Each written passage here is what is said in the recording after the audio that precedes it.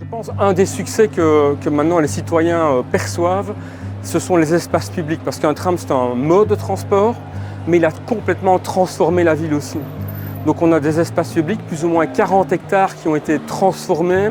Ce sont des nouveaux trottoirs. Derrière moi, c'est un piétonnier.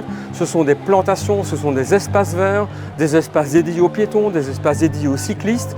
La voiture, elle a sa présence qui est diminuée en ville. On a une 30 à 35% de place de la voiture en moins parce qu'on a offert des possibilités de se déplacer différemment. On voit que les gens, en fait, presque redécouvrent une ville qui est différente de celle qu'ils connaissaient avant celle du tram.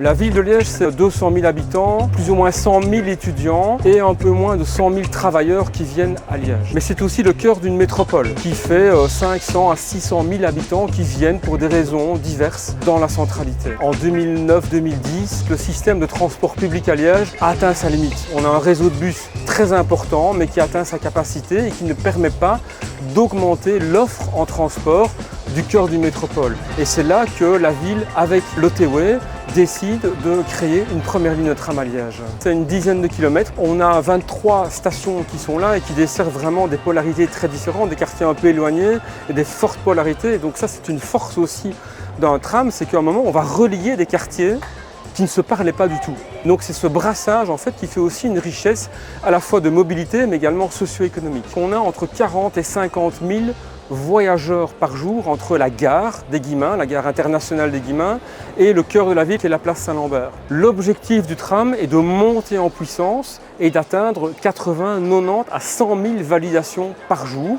L'objectif, il est à 1 an, 2 ans, le temps que tout le monde change aussi sa manière de se déplacer, et ça, je suis convaincu, on va y arriver.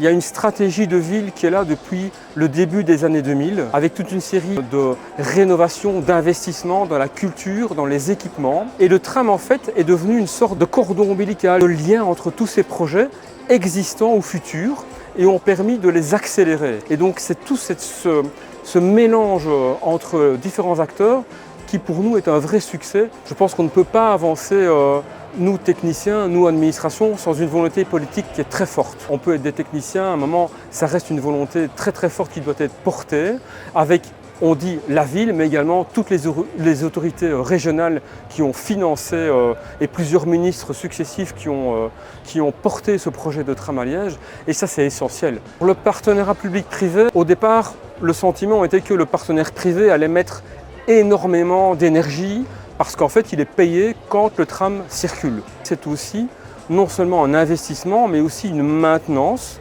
un entretien pendant plus de 30 ans d'un outil de transport. Donc il faut un peu avoir du recul par rapport au coût réel qui est annoncé, qui est effectivement impressionnant, mais qui couvre une multitude de facettes d'un transport en commun. Moi, j'ai toujours dit depuis 15 ans qu'il y aurait un avant et un après tram. Ici, on a un espace qui est totalement réapproprié par les gens.